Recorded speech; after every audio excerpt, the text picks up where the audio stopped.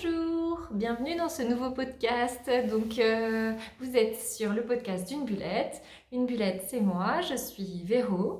Vous pouvez me retrouver sur les réseaux sociaux, sur Ravelry, donc au même nom, une bullette, et sur Instagram aussi. Ici, on parle de tricot et de couture uniquement pour l'instant. Et puis, j'ai pas mal de petites choses à vous présenter, donc je reviens un petit peu plus rapidement que d'habitude. Voilà, bon, on prend ce qu'il y a à prendre. Je me présente pas plus que ça, je m'étais représentée un peu la dernière fois, donc si vous voulez, si vous êtes nouveau arrivé, nouvelle arrivée, eh bien... N'hésitez pas à aller regarder les vidéos précédentes. Et puis, je vous souhaite la bienvenue. Et sinon, aux autres, eh bien, merci pour tous vos partages et vos encouragements sous la dernière vidéo. Ça me fait très plaisir, ça me touche beaucoup. Et puis, allez, c'est reparti pour un nouveau podcast. Donc, on commence. Je vous dis tout de suite ce que je porte. Alors, c'est un pull que j'ai tricoté l'année dernière. C'est le modèle Lénu de Anke Strick, prononcé à la française. Et puis, je crois que j'ai une fiche Ravelry, mais pas sûre. Enfin, je vais regarder, essayer de la mettre à jour. Je l'avais tricoté, j'ai mes petites notes en Arouetta et Tilia de Filcolana, des pelotes que j'avais achetées à la mercerie The Pom Pom Girl sur Lyon. Depuis qu'il a été lavé, il est un peu grand. Alors je m'étais trompée de taille hein, avec mes échantillons, j'avais merdouillé, bref. J'avais fait trop grand et ça n'a pas aidé au niveau du... dès que je l'ai eu bloqué, je l'ai eu lavé, il est beaucoup trop grand. Mais bon, je le porte quand même, tant pis, on verra si un jour j'en veux plus, je le détricoterai, puis c'est tout. Et en bas... Donc, je le porte avec un pantalon. Et donc, ce pantalon, je l'ai cousu avant l'été. C'est un pantalon de fibre mood. C'est un modèle qui s'appelle Clover. Et je l'avais tricoté dans un velours que j'avais trouvé dans les puces des couturières qui a beaucoup autour de chez moi. Et je trouve des petites pépites de temps en temps. Et j'en ai plein de compliments. Donc c'est que ça doit pas être trop mal. Voilà, et puis en dessous j'ai un t-shirt fait maison aussi, ça doit être le modèle que je porte tout le temps, c'est de chez Machine. Voilà, c'est le t-shirt, le plantain, voilà c'est ça. Et d'ailleurs il fait un peu chaud donc on va, on va enlever une couche. Et aujourd'hui, donc je le portais je portais tout ça avec mon Tramea, qui est magnifique, j'en ai plein de compliments. Super joli et il allait super bien avec ma tenue. Voilà. Alors, on commence par la couture. Donc, j'ai cousu 3 pièces ce mois-ci. Donc, j'avais fin août, j'étais encore dans le mood. J'ai besoin de vêtements pour l'été, des choses un peu habillées, mais assez, comment dire, assez sportwear quand même, parce qu'il fallait que je travaille avec. Ouais, j'avais envie de chemise et j'avais envie d'un pantalon fluide. Donc j'ai été faire quelques courses et j'ai acheté 3 tissus à Mondial Tissu. Et je suis tombée sur les copines tricot, je ne sais plus quand est-ce que j'y suis allée, ça doit être début septembre peut-être bien. Et j'ai rencontré Nathalie qui portait un pantalon large type jupe culotte qui m'a fait de l'œil. Je lui ai demandé le modèle et c'était un modèle de la Maison Victor, mais un vieux modèle dans les toute première édition. Elle m'a envoyé les références, merci Nat, et je t'embrasse si tu passes par là. Et j'ai fait un peu Vinted, Le Bon Coin, et en fait il y avait une dame qui vendait tous ses anciens La Maison Victor. Donc elle m'a fait un lot de 6 magazines et dedans il y avait le premier magazine. Donc c'était celui-ci. Donc c'est la première édition, hein, c'est l'édition 1, janvier-février 2016, ça date un peu. Et la jupe culotte, le pantalon dont je vous parle, c'est celui-ci. Donc c'est le pantalon mini. Hop. Voilà, on voit mieux ici. Le pantalon mini. C'est vraiment un type jupe culotte. Voici la fiche technique. Avec le soleil, je ne sais pas si on va bien le voir. Voilà. Moi, ce qui m'embêtait aussi, c'est qu'il n'avait pas de poche. Donc, j'ai été shipper des poches dans un patron que j'avais d'une robe. Et donc, j'ai pris les poches et j'ai voulu les poser. Et ce que je n'avais pas pensé, c'est qu'il y avait une fermeture sur un côté. Et donc, j'ai posé qu'une seule poche sur un côté. Donc, voici le tissu dont je vous parle. En fait, c'est un tissu donc de Mondial Tissu, je vous l'ai dit. C'est un serge très fluide et qui se froisse pas trop. Donc, je trouvais que ça convenait bien à la cousette. Donc, voici ma version. Donc, avec les plis devant, qui fait tout son charme. Et puis, avec des jambes assez larges, qui fait qu'au porté on est super à l'aise. Donc vu le temps qu'il a fait entre la fin de ma couture et aujourd'hui, il n'y a que depuis ce week-end qu'on a beau, donc du coup je ne l'ai pas du tout porté, mais il sera prêt pour l'année prochaine, c'est pas grave. J'ai toujours un train de retard de toute façon avec les saisons, je les suis pas, je les vis. Donc quand j'ai chaud, je veux tricoter et coudre des vêtements qui vont bien. Quand j'ai froid, c'est pareil. Et donc j'arrive pas à anticiper les saisons. Enfin voilà, c'est pas grave du tout. Pour ma version, je vous ai dit, j'ai mis une poche que j'ai rajoutée donc que sur un côté, puisque l'autre côté, il y a la fermeture. Et donc, je ne pouvais pas mettre de poche des deux côtés. Et en fait, c'est une erreur parce que quand je le porte, le pantalon, ça déséquilibre un peu le porté du pantalon d'avoir mis cette poche. Le pantalon, il est taille haute et le surplus de tissu que j'ai mis pour la poche, et ben, du coup, ça vient sur la hanche. C'est pas hyper flatteur, mais bon, tant pis. Je vis pas dans des vêtements sans poche, c'est pas possible pour moi. Donc il en fallait une de toute façon, donc c'est pas grave. Il sera porté quand même. Et j'ai eu des difficultés avec la couture du fond de pantalon. Ça s'est pas bien goupillé, donc j'ai essayé de rattraper comme j'ai pu.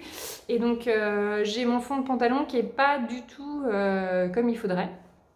Normalement on devrait avoir un beau croisé, mais moi pas.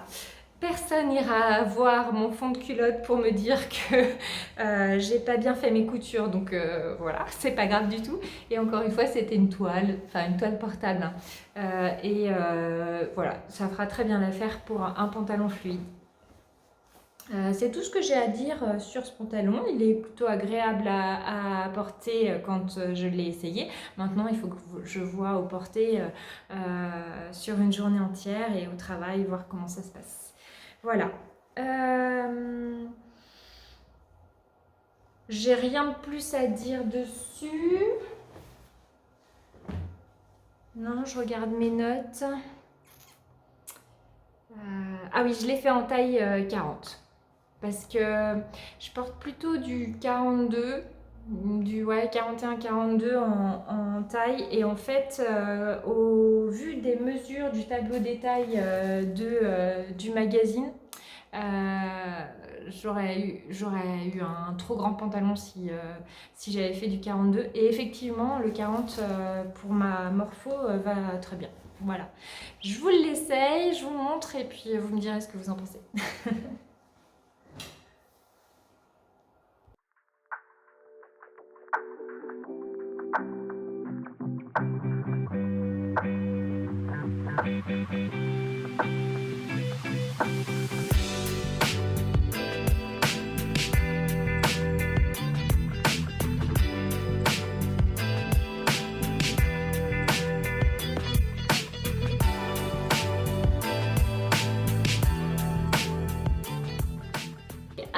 un vert comme ça. Il me fallait j'ai des t-shirts noirs, donc ça va très bien passer aussi, mais il me fallait un petit truc un petit peu plus frais. Et au Mondial Tissu, j'avais trouvé une petite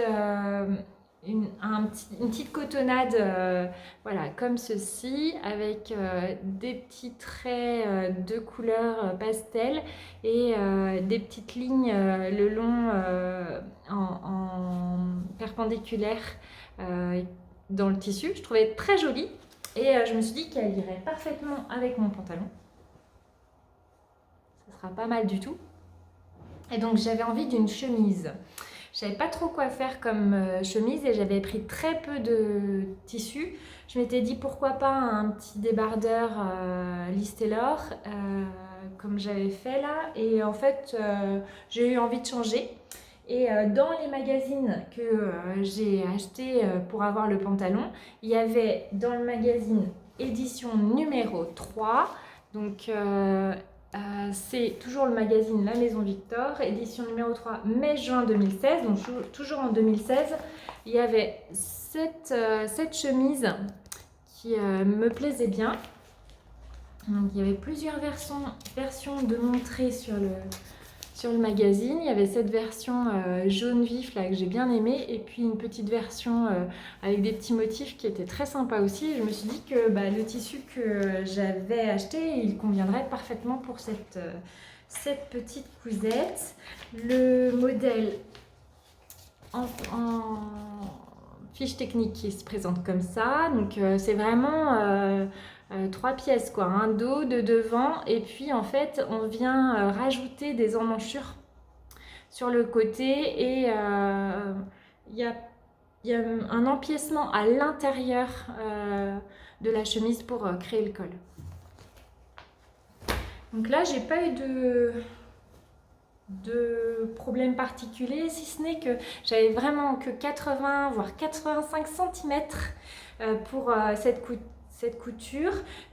En longueur j'ai eu assez, mais les empiècements au niveau des épaules, des emmanchures, ils prennent quand même pas mal de tissu et j'ai dû utiliser un autre tissu pour l'intérieur. Il faut les faire en 4 fois.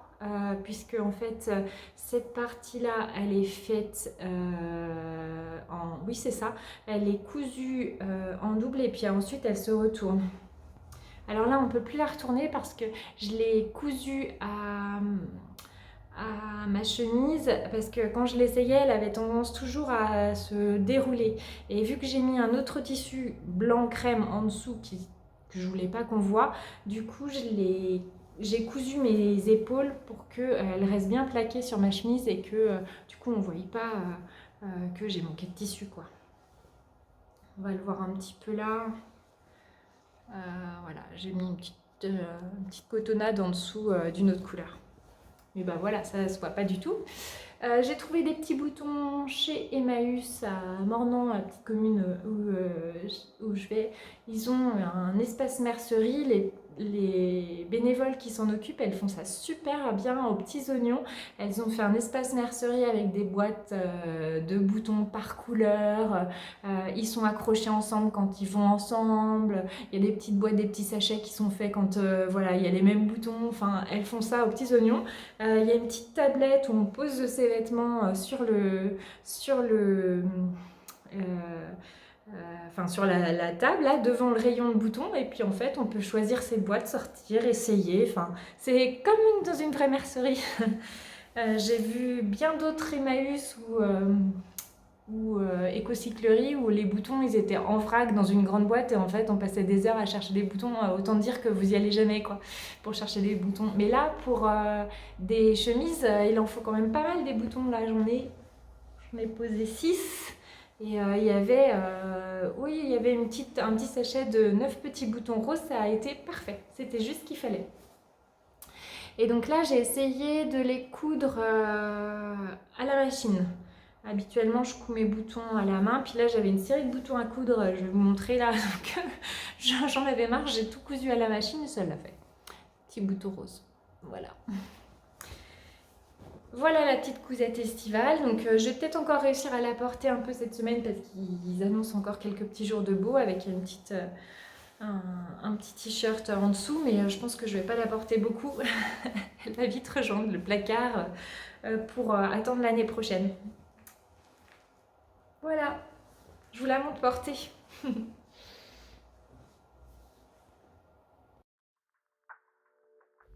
Alors je m'aperçois en vous la montrant que le col, l'encolure fait un peu porte-manteau. Ça c'est quelque chose qu'il faudra que je rectifie lorsque je ferai une seconde version. Parce que au niveau du cou là ça monte un peu, c'est pas forcément très esthétique. Et dernier tissu que j'avais acheté à Mondial Tissu qui me faisait de l'œil, c'était une cotonnade Vichy. Blanche et bleue, voilà, qui se froisse quasiment pas, vraiment, et qui était parfaite pour mes idées de chemise du moment. Là, j'ai ma copine Gwen qui m'avait offert un patron de M comme Marie, mais depuis hyper longtemps, et donc du coup, je l'ai utilisé. C'est M comme Marie, M comme mes essentiels. Voilà, donc les patrons de M comme Marie, ils ont la particularité d'avoir été dessinés à la main, donc c'est un peu bizarre au départ, mais c'est très bien fait aussi, hein, c'est pareil qu'un autre patron. Et je suis pas sûre que les marges soient comprises, il faut sans doute les rajouter, je ne me rappelle plus. J'ai fait la version manche longue, mais version courte, sinon de toute façon j'aurais pas eu assez de tissu. Voilà, donc là c'est pareil, il y a un dos, deux devant, enfin il y a les manches quand même à ajouter, et on a un col en plus qui se rajoute, et les pattes de boutonnage sont pas comprises dans le tissu des deux devant, c'est vraiment un ajout aussi, donc il faut aussi découper 4 pièces pour ça. Donc je sais plus combien j'avais dû prendre 2 mètres de tissu Vichy. Il m'en reste encore un peu mais pas non plus assez pour refaire un vêtement, ça sera pour un accessoire. Parce que avec les manches longues finalement 2 mètres c'était pas mal. Voilà. Voici ma cousette. Oula pardon je vous fais bouger. Voilà, donc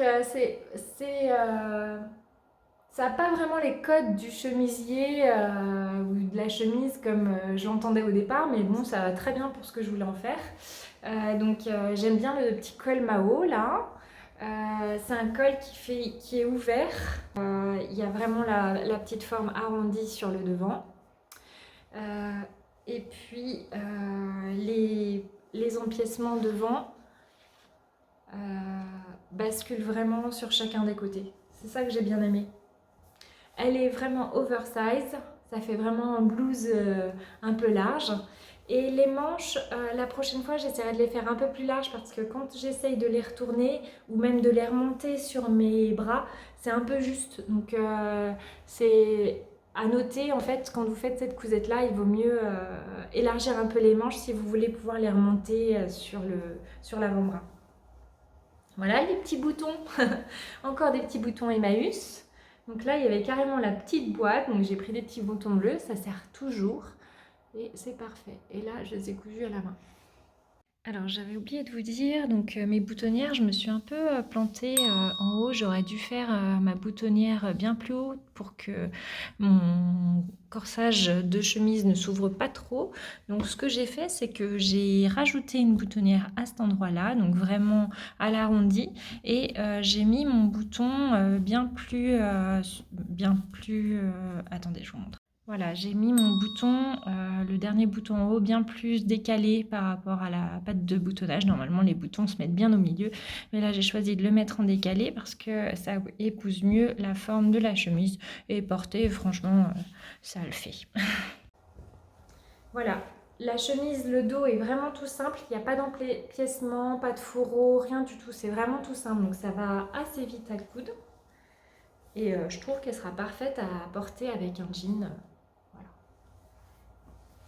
Je vous l'essaye. La lumière commence à disparaître. Il est 17h30 avec les les jours qui raccourcissent, il y a des jeux de lumière, je suis désolée.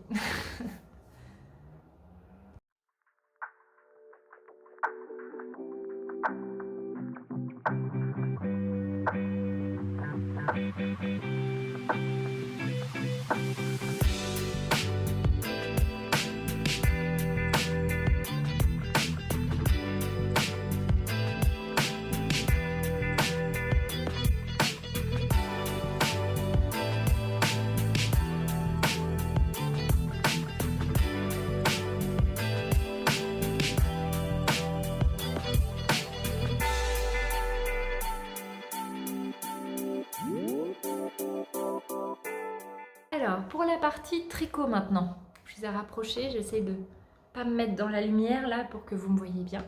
Donc pour la partie tricot, j'avais entamé le Résort de Lucienne Tricotte. Donc il est terminé. Donc pour rappel, le Résort, je l'ai acheté en... Enfin, je l'ai acheté. Oui, je l'ai acheté. J'ai pris la version Résort circulaire pour que je puisse le tricoter en rond. Et la patte de boutonnage, elle est fausse au milieu. Mais il existe la version où vous tricotez d'avant en arrière. Et la patte de boutonnage, ensuite, elle est réelle. Voilà, j'ai pas eu de difficultés particulières, il se monte de bas en haut, ça s'est bien fait. J'avais un peu peur d'avoir trop de reste, et en fait ça a été. Il m'en est resté, combien j'ai dit? Il m'est resté 15 grammes de fibre. J'ai utilisé la fibre de Lana Grossa, c'est du coton tencel.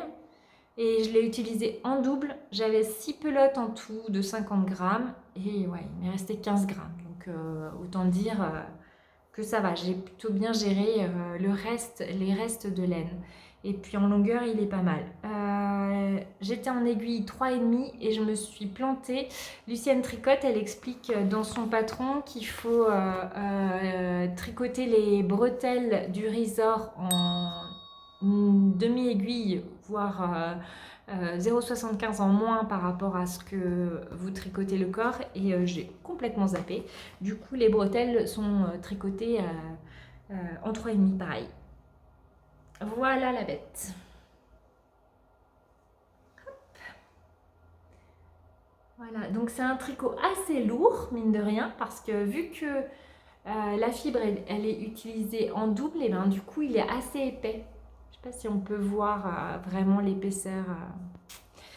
Donc je me suis dit que ça vaudrait quand même le coup d'essayer de tricoter cette fibre en une seule fibre, et je vous en reparlerai juste après pour un autre projet. J'ai pris des petits boutons à la mercerie. Alors ceux-ci, je ne les ai pas trouvés à Emmaüs, je les ai trouvés à la mercerie du Fifre à Mornan. Les petits boutons qui vont très bien. Donc vous voyez, la patte de boutonnage, elle est fausse. Voilà. Et puis on termine le tour avec un I-cord, mais qui se passe derrière seulement. Voilà. Et c'est là où j'ai un peu peiné, parce que il y a tout l'I-cord qui est terminé ici, qui se fait en même temps qu'on tricote le haut, je crois, si je me souviens bien. Et en fait, on reprend les mailles de derrière. Et j'ai trouvé que c'était un peu dur au niveau de la jonction de faire quelque chose de joli. Bon, ça va, hein, mais ouais, ça fait un peu... j'ai arrêté, hop, et puis je reprends là. J'ai peut-être quelque chose que j'ai mal fait, ou j'ai mal compris. Pourtant, c'est un patron en français, je sais pas. Et puis aussi, devant, quand on passe d'une pointe en haut de la poitrine à l'autre, on a des mailles qui étaient en attente sur le devant de la patte de boutonnage qu'il faut reprendre, et j'ai trouvé ça un petit peu dur au niveau de la reprise. Et je trouvais que ma patte de boutonnage, elle partait complètement sur le côté.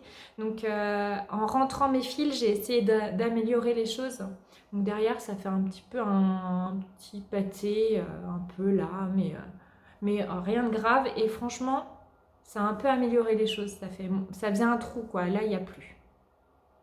Vous voyez, ça part encore, ça commence encore un peu à partir ici, mais ça va. Bon, ça va. Donc, au porté, je pense que personne ne me dira rien. Vous voyez, vraiment rien. Je vais peut-être fermer les volets pour être plus à l'aise. Ouais. Allez, on va rester comme ça pour la fin. Donc, un joli petit modèle. J'adore le petit modèle. Il est trop bien. Les petites bretelles, quand elles sont terminées, on les coud à l'arrière. Donc, je ne sais pas s'il y avait une méthode particulière. Elle dit juste de coudre les bretelles. Donc, je les ai cousues à la main comme ça. Ça se voit pas du tout derrière ou à peine. Bon, après, là, c'est pas hyper... je pense que je pourrais m'améliorer sur la couture des bretelles. Et voilà, mon petit haut pour l'année prochaine, parce que clairement, celui-ci, je vais pas le mettre. Pas cette année. La laine, la fibre, pas la laine, la fibre de Lana Grossa, là, elle est vraiment super douce. C'est un doudou, mais vraiment. Donc je pense qu'à porter, il sera super sympa. Voilà pour celui-ci.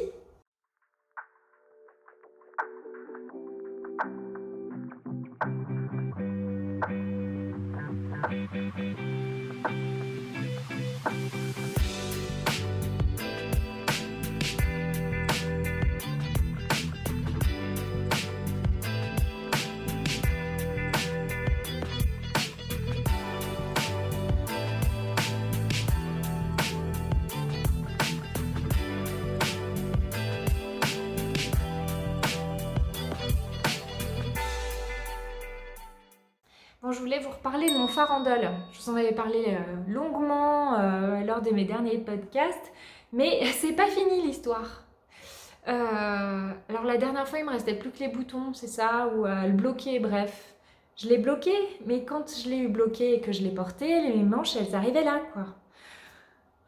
Donc bon, qu'est-ce que je fais? Allez, Véro, motive-toi, tant qu'il est encore sur tes aiguilles, essaye de le diminuer. Donc je l'avais emmené au tricoté de Bourgoin pour le diminuer, puis j'ai pas eu le temps là-bas, mais dans la semaine suivante, je me suis dit, allez, motive-toi, diminue les manches. Donc, et puis en plus, j'avais dû faire un rabat pas très élastique, donc bon, c'était l'occasion. Donc, j'ai diminué les manches, j'ai refait mon rabat à 3 aiguilles super bien, je suis très contente de moi. Et puis, voilà, et quand je l'ai bloqué, j'ai tiré vraiment sur les bandes de crochet là qui se font là, parce que le crochet, ça m'a resserré mon tricot, et ça l'a resserré de là jusque là, mais sur les deux parties qui sont devant là. Et pas la bande de boutonnage. Si bien que la bande de boutonnage, elle fait flop-flop. Là, ça remonte un peu parce que c'est un peu serré. Et puis derrière, c'est normal, quoi. Donc, je me suis dit, qu'est-ce que je fais? Est-ce que je défais mes lignes de crochet et que je les refais en étant plus souple? J'avais trop la flemme. Donc, du coup, je me suis dit, allez, j'essaie de bloquer en tirant. Donc, c'est ce que j'ai fait. Voilà. Ensuite, j'ai cherché des boutons. J'en trouvais pas. J'ai cherché, alors j'ai fait une mercerie, la mercerie du Fifre, où j'ai trouvé les boutons pour le resort. Ils n'avaient pas le... Enfin, on a fait tous les boutons avec la dame. Il n'y avait pas moyen d'en trouver qui allait avec ce bleu. Je voulais dans mon idée des boutons en bois et en fait, elle n'avait pas ce qu'il fallait. J'ai cherché à Emmaüs les boutons en bois. Je ne les ai pas trouvés.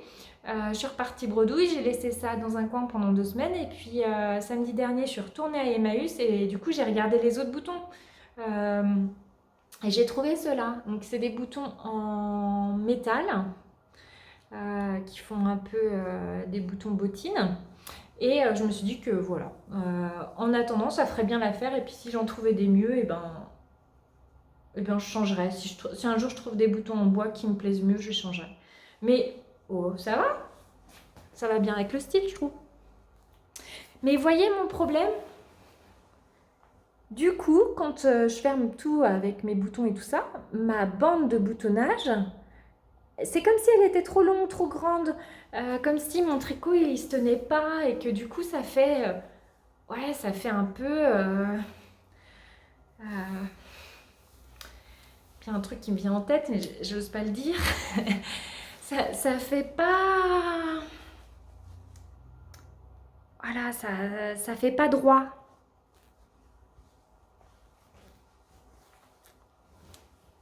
Donc je suis pas contente.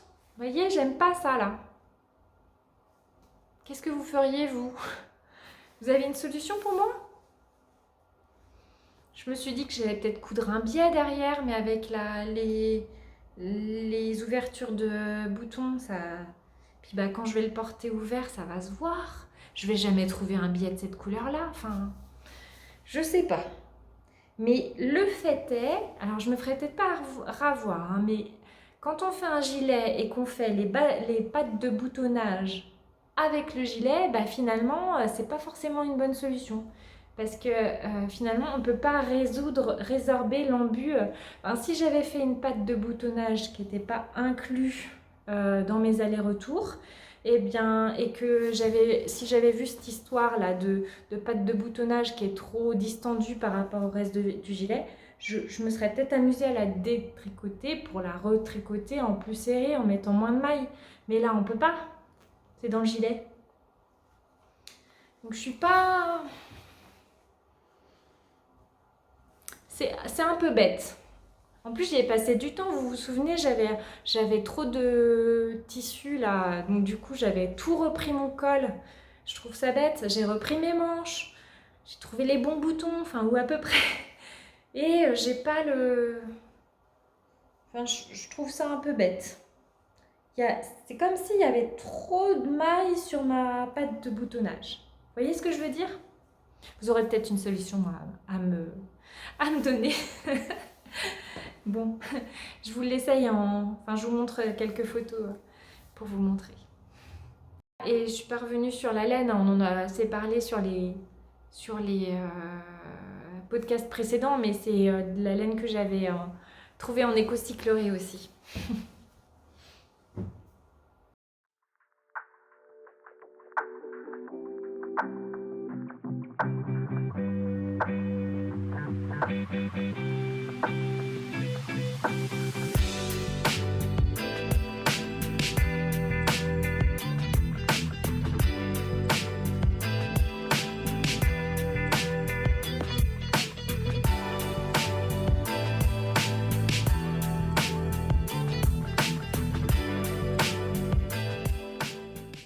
Alors voici pour mes tricots terminés, maintenant mes en cours. Donc, vous vous souvenez, j'étais encore dans le mood fête et top, Véro, t'es encore en été, bref. Donc j'avais prévu le Resort et il y en avait un autre qui me faisait de l'œil de Émilie Louis. C'était j'oublie toujours son nom, le Sensé. Sensé, voilà, avec le mode un peu débardeur, j'aimais beaucoup. Donc j'ai utilisé la même laine que mon Resort. C'est de la Glamco, enfin c'est pas de la laine, hein, je dis de la laine, mais non, c'est de la fibre, que je me le mette en tête. Donc c'est de la Glamco et toujours pareil, c'est du tencel et du coton. Donc il y a 60% de tencel et 40% de coton. Elle est douce, mais hyper douce. Je vous l'avais montré la dernière fois, donc là c'était le coloris. Qu'est-ce que j'ai pris comme coloris pour ça? Le 25, lot numéro 1. Hyper joli, enfin je trouvais ça trop beau. Il va super bien avec mon pantalon, mais je les mettrai jamais ensemble. Sinon, enfin, bref, bref, tu t'égares, Véro. Et donc, j'ai commencé le top, j'ai bien avancé. Ah, je suis en train de perdre mes mailles. Voilà. Donc, j'ai quelques misères avec ce top. Tout ce qu'explique Émilie, c'est super bien expliqué, il n'y a aucun souci. C'est aux petits oignons. J'adore suivre les patrons d'Émilie. J'ai fait d'abord, je crois que c'est le dos qu'on commence, ensuite on remonte des mailles, je crois bien. C'est hyper joli la façon dont elle dit de remonter les mailles. Derrière, ça fait je sais pas comment dire, une jolie ligne. c'est très joli. Alors, par contre, vu que c'est de la fibre et qu'elle est douce et qu'elle s'étire facilement, comment dire, un peu fluide, et bien, dès qu'on change de pelote, là j'ai un changement de pelote parce que malheureusement ma pelote elle était coupée. J'aime pas trop ça moi quand elles sont coupées. Bref, tu commences tes premiers rangs et puis arrivé au troisième, à 3 cm du rang, tu as un bout de fil dans ta pelote qui est coupé. Donc en haut là comme ça, j'ai pas pu trop éviter le changement de fil et ça se voit un peu. Donc je sais pas si je vais pas défaire parce qu'après j'ai changé de technique. Au lieu de passer mon fil en double pour lâcher celui qui se termine et reprendre avec l'autre, j'ai fait des nœuds et ça va beaucoup mieux quand même. Attendez, je reprends mes mailles avant que ce soit la cata. Voilà. Donc où est-ce que j'ai un changement que je vous montre? Voilà, ici.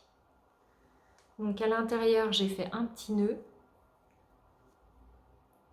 Et puis j'essaierai de rentrer mes fils ensuite. Ou pas, on verra. Et je trouve que ça se voit presque pas. C'est beaucoup plus net que quand je passe des... J'avais l'habitude de faire ça, de tricoter 2 mailles ensemble avec la nouvelle laine ou la nouvelle fibre qu'on ajoute. Et puis après, on laisse de côté celle qui se termine. Mais finalement, c'est pas très beau avec cette fibre. Bon, je le saurais. Et puis, mon tricot est pas très régulier. Hein. Je tricote depuis un petit moment quand même, mais alors, je tricote depuis très très longtemps, mais vraiment, vraiment beaucoup. Je tricote depuis 2019. Ça fait 6 ans. Je tricote un peu quand même, mais j'ai toujours un tricot qui est plus ou moins régulier. Sur le Resort, ça se voit pas trop parce que vu que je prenais ma fibre en double, et bien mine de rien, ça atténuait. Mais sur cette fibre que du coup je prends en simple, et bien de temps en temps, j'ai des lignes entières où je sais pas, je suis complètement déjaugée. Là, là, là. Et ça se voit vraiment. Donc, alors, ça se voyait un petit peu... Si je reprends le Resort, ça se voyait un petit peu à un endroit. Là, on le voit un petit peu là. Vous voyez cette ligne-là? Eh bien, en fait, c'est parce que j'étais complètement déjaugée là. Sur toute ma ligne, je m'étais trop détendue. Ouf. Et donc, j'ai pas réussi à rattraper celle-là sur le blocage, alors que les autres, si je le mets à l'envers, vous allez voir. Les autres lignes, ouais, j'en ai encore une un peu là, mais ça se voit pas trop, quoi. Donc, les fibres qui sont très douces comme ça, qui sont très lisses, eh bien, ça me convient pas trop. Ou alors, il faut que j'améliore mon tricot, que je fasse bien attention au niveau de ma tension, justement. Et ça se voit sur celui-ci. Voilà. Alors, vous avez peut-être des petits conseils à me donner par rapport à ça. Je ne sais pas si vous, ça vous arrive. Sur les fibres naturelles, la laine, tout ça, ça se voit pas trop. Mon tricot, j'ai pas des lignes entières, des rangs entiers où c'est déjaugé, quoi. Mais sur cette fibre qui est très lisse comme ça, eh bien, ça se voit fort. Sur ce top, donc je vous disais le dos, les deux devant, on descend jusqu'aux emmanchures et ensuite on rattrape pour tricoter en rond. Et pour me motiver, je me suis dit il faut que je fasse l'encolure et les manches, les emmanchures, avant de terminer le tricot en rond parce qu'après j'aurai plus que ça à faire et ce sera chiant. Donc c'est ce que j'ai fait et j'ai trouvé dur. Parce que là, il fallait que je relève les mailles pour l'encolure. Et c'est une encolure particulière où on commence de l'intérieur. Donc l'intérieur, c'est super propre. J'aime beaucoup. Et on termine par l'extérieur pour justement rappeler le petit liseré là qu'on fait sur les épaules tout le long de l'encolure. Et je trouve que je suis à peine régulière. Alors j'espère que ça s'améliorera au blocage ou alors ça fera comme mes rangs. Je sais pas. Mais j'ai trouvé dur de savoir exactement où il fallait que je relève mes mailles pour que ça fasse propre. Pour mes emmanchures, pareil. J'ai dû. Alors, c'est super bien expliqué, donc il faut vraiment suivre de A à Z. J'avais les jetons parce que je n'arrivais pas à comprendre sur le moment et il a fallu que je fasse en même temps faire relire pour pouvoir bien comprendre. Et donc, j'ai réussi. J'ai monté mes emmanchures. Et donc, on monte des mailles et puis après, on monte des mailles aussi tout le long. Enfin, on relève des mailles tout le long. On monte des mailles dans ce sens-là, puis après, on monte tranquillement tout le long des mailles qu'on a relevées. Et à la fin, ça se termine par un grafting. Il est pas beau, mon grafting. Hein. Vraiment pas beau. À l'intérieur, je sais même pas trop vous montrer. Oh Et pareil des deux côtés. Bon, celui-là, il est un peu mieux quand même. Quoique, à l'intérieur, c'est pas jojo quand même. C'est sous les bras. Hein. Je vais avoir personne qui va me regarder sous le bras quand même pour savoir si j'ai bien fait mon grafting. Non, c'est pas possible. Ah, je suis encore en train de perdre des mailles, c'est pas possible. Bref, donc je suis bien avancée sur le sensei. Il me reste juste une pelote que j'ai commencé hier soir. Et mon objectif, c'est de le finir cette semaine parce que décidément, je ne vais pas le porter. Si je ne l'ai pas fini cette semaine, je le mets dans un sac et je le fais dormir jusqu'à l'été prochain. Parce que là, ça y est, on a froid. Donc, Véro, elle se dit, faut arrêter de tricoter des tops, faut tricoter des pulls. Donc, j'ai envie de pulls maintenant, ça y est. Donc voilà, j'essaie de terminer un maximum cette semaine. Et puis si j'y arrive pas, c'est pas grave, il dormira. Voilà pour le sensei. Parce que j'avais envie d'utiliser absolument la laine que j'ai ramenée de Suède, j'ai monté un love note. Alors, 15 000 ans après tout le monde. Vraiment. Donc, souvenez-vous, c'est avec l'Icehager que j'ai trouvé en Suède. Et donc, c'est de la laine du Danemark. Il y a 100 grammes pour 250 mètres, mais c'est en 2 écheveaux et c'est 100% pure laine. C'est le coloris 46S et 46S, la dame qui m'a vendu ces écheveaux, elle m'avait dit que le S, ça voulait vraiment dire que toute la fibre avait été lavée. Ah, pardon. Alors, petite interruption. Bref, je disais, oui, le 46S, quand c'est un S, ça veut dire que la laine, elle a été... le mouton a été élevé en Suède, la laine, elle a été lavée, filée et teinte en Suède. Donc ce petit S, ça veut dire que tout a été fait en Suède. Normalement, c'est pas parti en Chine ou ailleurs pour revenir après dans le pays. Bref. Voilà. Je vous avais dit que j'avais pris donc, ce coloris-là. J'avais 2 écheveaux j'avais 2 écheveaux dans chaque bague, donc ça fait 4 écheveaux en tout, de 50 grammes, donc j'ai 400 grammes de laine.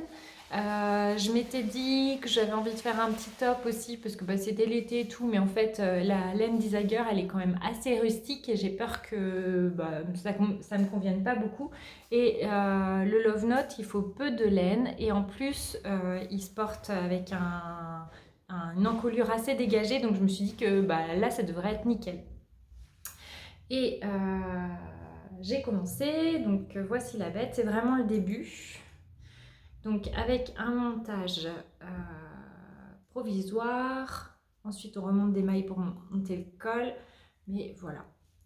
Donc j'ai dû commencer une ou deux euh, grilles de dentelle. Oui, il y en a deux là, on voit. Voilà. C'est pas mal, ça me plaît beaucoup et je trouve que ça, sur une petite robe noire et tout, ça ira très bien. Voilà mes encours du moment. Donc le Love Note, j'en parle pas plus que ça, hein, vous le connaissez par cœur, enfin voilà. Voilà. Alors sinon, je voulais vous parler du Knit It. Je vais y aller cette année. L'année dernière, j'y étais allée aussi. J'avais fait un atelier avec Eclipse Studio Lingerie où j'avais cousu une brassière. J'avais bien aimé. Cette année, je voulais y aller et faire un atelier aussi parce que c'est l'occasion. Donc j'ai regardé un petit peu ce qui pouvait me plaire au niveau des ateliers. Je trouvais que c'était un peu moins fourni dans les propositions des ateliers cette année. Alors c'est peut-être une idée que je me fais ou enfin bon, bref. Je m'étais inscrite mais il y a longtemps hein, à l'atelier Lilophile pour proposer du Mondigne. Et puis j'ai oublié, j'ai mis ça de côté. Et j'avais même pas noté le Knit It sur mon calendrier, le calendrier qui est collé sur notre frigo où en fait on met toute la vie de la famille dessus, vous voyez. Et en fait il y a des choses qui se sont rajoutées dessus et on a des amis qui nous ont invités pour un week-end en Suisse. Donc voilà, le Knit It c'était un peu mort à part le vendredi puisque cette année il y a 3 jours. Et puis je m'étais dit tant pis, j'irai que le vendredi et finalement l'atelier du dimanche matin, j'arriverai bien à le revendre ou à l'offrir à une copine. Et en fait, j'ai appris il y a 2 semaines que finalement le week-end en Suisse est reporté pendant les vacances de la Toussaint. Donc écoutez, ça me va bien, je vais pouvoir aller à mon atelier du dimanche matin. Donc je vais venir le vendredi après-midi.